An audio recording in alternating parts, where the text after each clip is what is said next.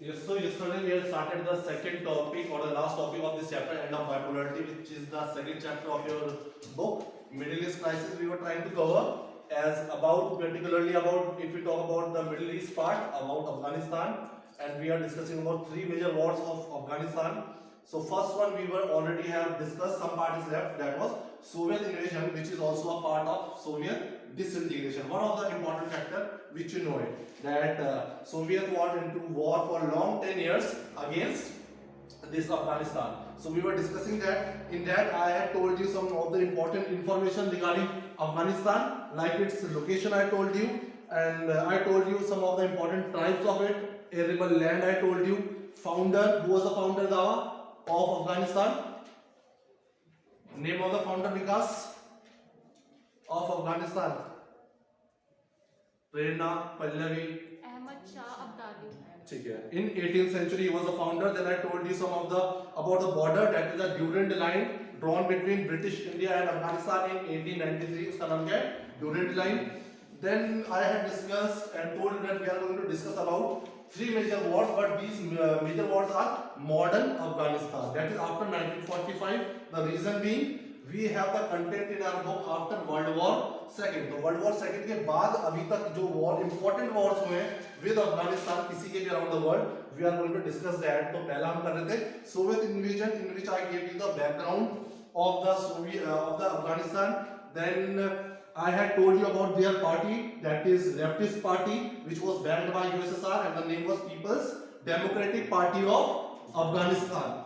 And after that we had discussed around who are Mujahideens, which group was known as Mujahideens, what was call of jihad, that is a struggle or fight against the enemies of Islam, to protect Islam. They had formed a group which was called Mujahideens. Okay, फिर वहाँ पे क्या invasion होता है, Soviet invasion we had discussed. मुजाहिदीन्स के cities और towns से तो चले जाते हैं, they escape from towns and cities as Soviet union capture कर लेती है, but they move to the country में फैल जाते हैं. But as you know they were very much expert and well trained in the guerrilla tactics. तो guerrilla tactics में थे.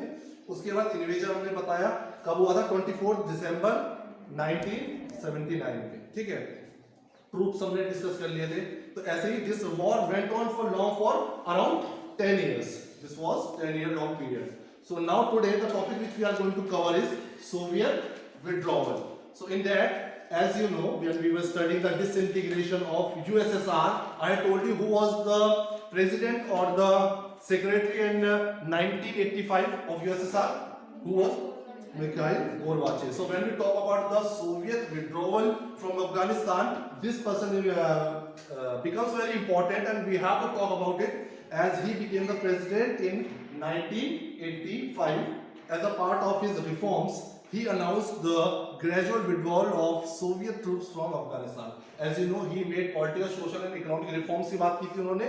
In those reforms itself, he had said that we will be withdrawing our troops from Afghanistan. जो 10-year long से they are war with Afghanistan, उन troops को हम जब withdraw means they will call them back as it was required. So finally in 1986 the Soviet-backed government led by Nizabil came to power. By 1989 all Soviet troops left the country. So this is the pattern they have shown, कैसे 10 year बाद वो वापस आ जाते हैं. But before the withdrawal एक नया वहाँ पर जो लीडर बनता है उसका नेम क्या है याद रखेंगे, Mohammad Najibullah came to power by 1989. All Soviet troops left the country. So this was all about this topic, that is Soviet invasion 1989 to 79 to 89, and the topic which we will start today, the next one, Afghan Civil War. This remember the date, 1989 to 1996. This is going to be the topic for the day. First of all, take a quick revision of the topic which we have covered. Have you written the notes which I sent you? इसका देख लो, Soviet invasion का. take a quick reading of this. Then we will start this Afghan Civil War 1989 to 1996.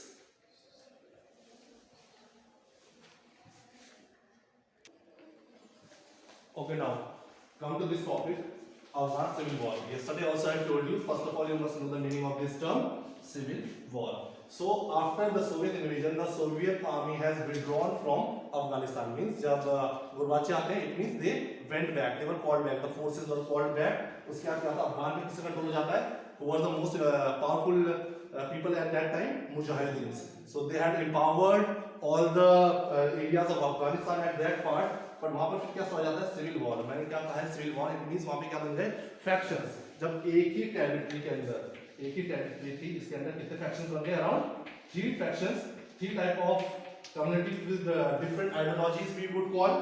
सो ये सारे लोग पहले कहते हैं मुजाहिदीन थे, बट अब उनके बीच में डिफरेंसेस आ गए. into 3 parts. They were divided into 3 parts. So we don't have to study those 3 which were those important factions, not the part of our syllabus.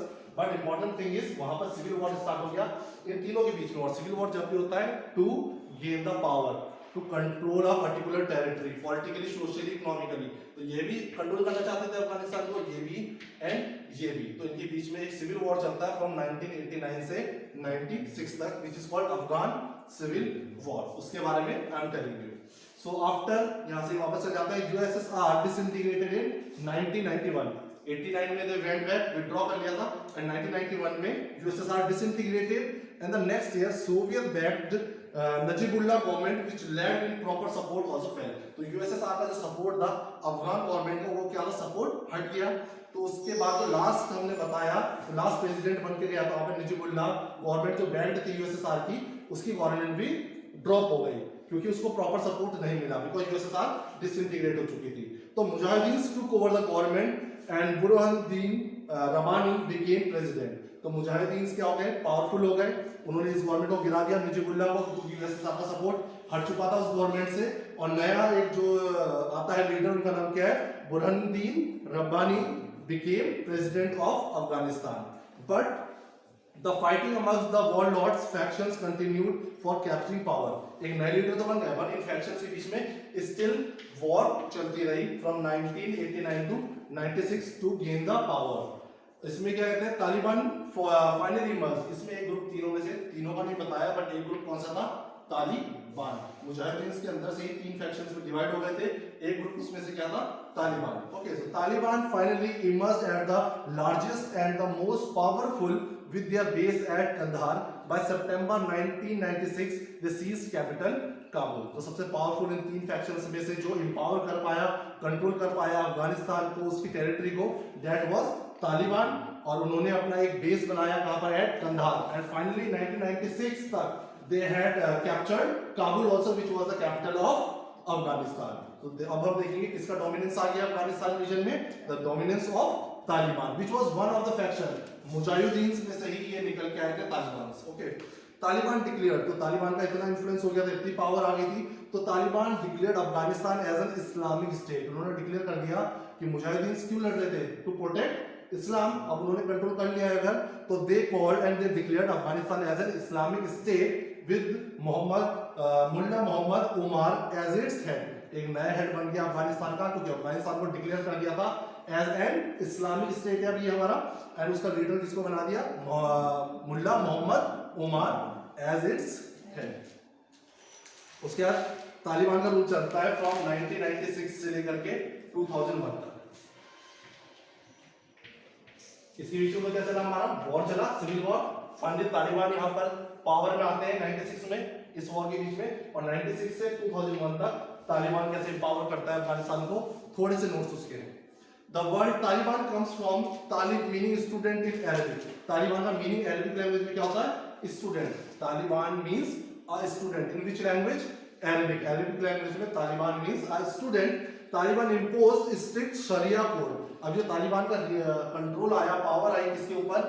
Afghanistan के ऊपर. 96 से 2001 इन्होंने एक सिस्टम, सोशल और पॉलिटिकल इकोनॉमिक सिस्टम शुरू किया for these people in Afghanistan, and that was called strict sharia code. Sharia code, yesterday also I told you, it is the rules regulation which each and every muslim nation or a person had to follow strictly. तो यहाँ पे Islamic rule regulation बहुत ज्यादा strict हो गया. Orthodox होते हैं जो कट्टर जिन्हें कहते हैं, कट्टर मुस्लिम्स हो जाते हैं, इस टाइप का एक यहाँ पे एनवायरनमेंट शुरू हो गया था under Taliban, because they were following a strict Shariah code. There were gross human rights violation. इस कोड के अकॉर्डिंग, तो जो शरिया कोड था, इसको फॉलो करते हुए बहुत सारी ह्यूमन राइट्स थी जो वो वॉयलेट हो रही थी. जैसे कि there was no rights, no freedom for women, specially for womens. कोई राइट्स नहीं थी, कोई फ्रीडम नहीं थी. You must have seen their dress, जो ट्रेडिशनल ड्रेस होती है, they are called from face to toe, पूरे how they are dressed up, how they are covered. They were supported and backed. Yes, freedom for women. They were supported and backed military by Pakistan. And this Taliban region from 96 to 2001 they were also supported by Pakistan. तो हम ये देखेंगे जो शरिया code adopt किया, that was violating many human rights around the world. Human Rights Commission है, ठीक है. Taliban gave shelter to Al Qaeda, a terrorist group. अब ये तालिबान जो थे प्रॉपर जो शरिया कोड फॉलो कर रहे थे, इन्होंने जो है अल कायदा को सपोर्ट करना शुरू कर दिया, टेररिस्ट ग्रुप्स को सपोर्ट करना शुरू किया. It leaders were Osama bin Laden and Ayman al Zawahiri. Their infamous acts, इनकी कुछ एक्ट्स हुई है जिन्होंने अटैक किए, लाइक यूएस एम्बेसी पे अटैक किया अफ्रीका की 1998, तंजानिया में 9/11 स्ट्राइक आप लोग पढ़ चुके हो, America. So these were some of the incidents which they were the culprit. Who were the culprit? These terrorist group जो कहाँ से मौजूद हो रहे हैं, अफगानिस्तान से, तालिबान एंड अल कायदा. सो दिस वाज इस अफगानिस्तान सिविल वॉर के अंदर एक इंपॉर्टेंट चीज आप याद रखिए, 96 से 2001 तक इसका रिजाइम चल रहा था, किसकी पावर चल रही थी, तालिबान. ओके, नोट्स होंगे आप लोग के पास, तो रीड दिस नोट्स.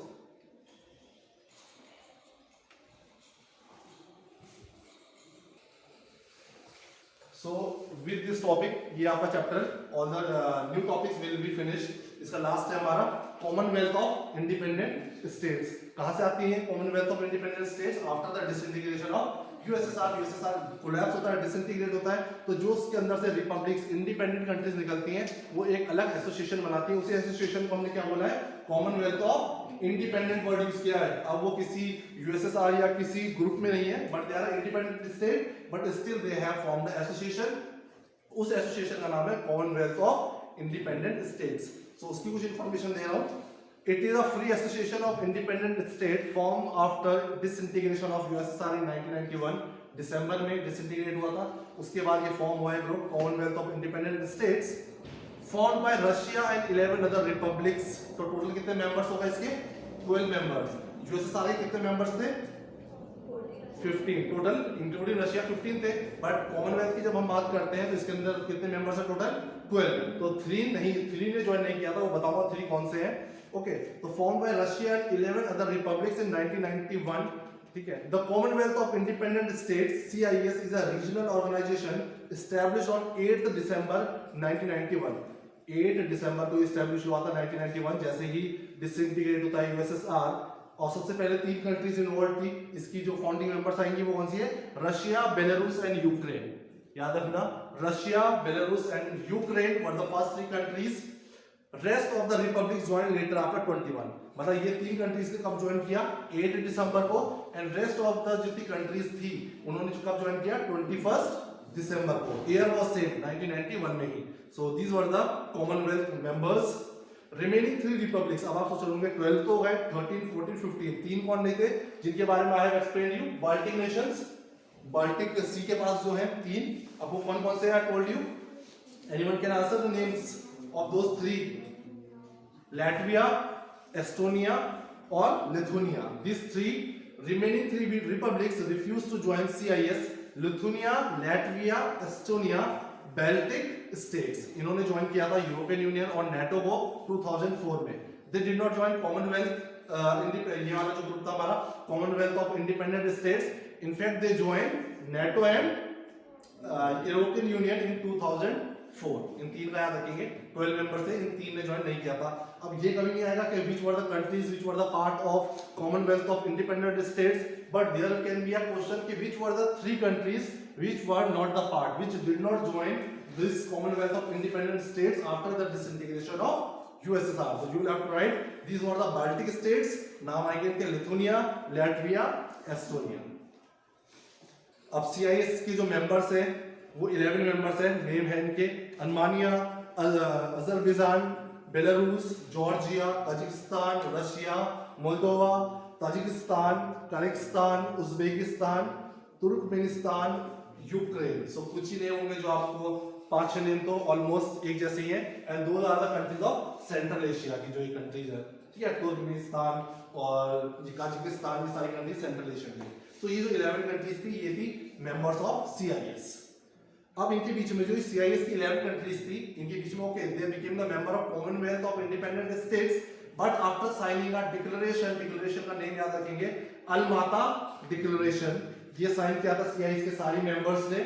इसके अंडर क्या था, they will cooperate in the external and internal affairs and policies.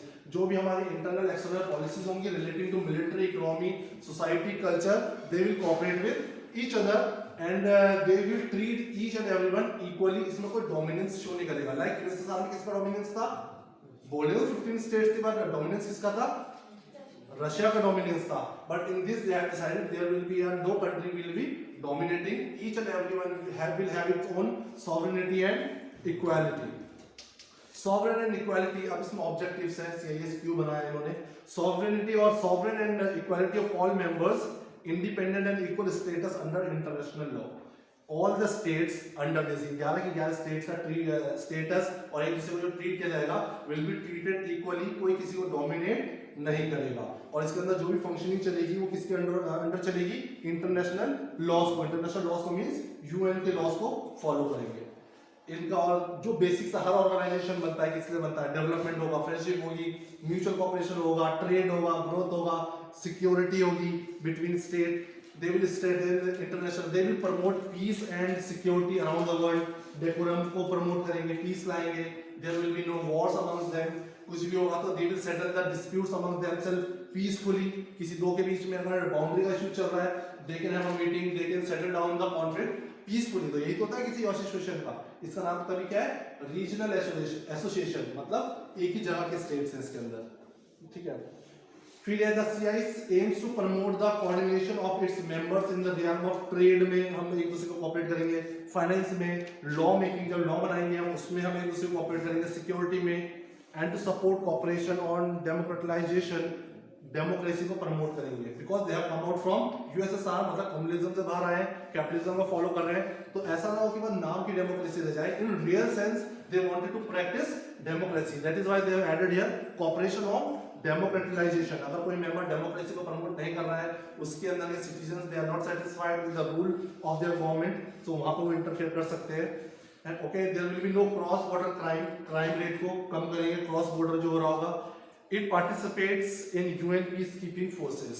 So these were some of the important objectives जो बेसिकली मेजर जब रीजनल एसोसिएशन बनता है ये ऑब्जेक्टिव्स होते ही हैं। So you read this notes, this is important for you. Yes.